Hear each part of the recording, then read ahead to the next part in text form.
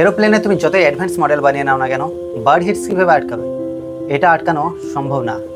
যখন তুমি এদের হাজার হাজার একর জঙ্গল কেটে পরিষ্কার করে দেবে সেখানে ফ্যাক্টরি লাগানোর জন্য, সেখানে এয়ারপোর্ট বানানোর জন্য, তখন এরা কোথায় যাবে?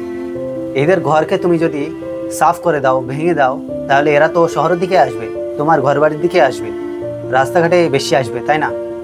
যখন তুমি এদের জঙ্গলকে সাফ করে এয়ারপোর্ট বানাবে, তখন এরা কোথায় যাবে?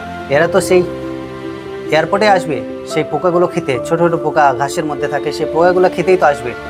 আর যখন কোনো প্লেনের সঙ্গে পাখির ধাক্কা লাগে, তখন এটা কোনো একটা পাখির সঙ্গে লাগে না, বেশিরভাগ ঝাঁকে ঝাঁকে পাখি ওড়ে। আর সেই ঝাঁকে ঝাঁকে পাখিগুলো সব এরোপ্লেনের যে ইঞ্জিন, সে বিরাট পাওয়ারফুল ইঞ্জিন থাকে, আর সেই ইঞ্জিনে টেনে নেয়, সমস্ত পাখির ঝাঁককে টেনে নেয়।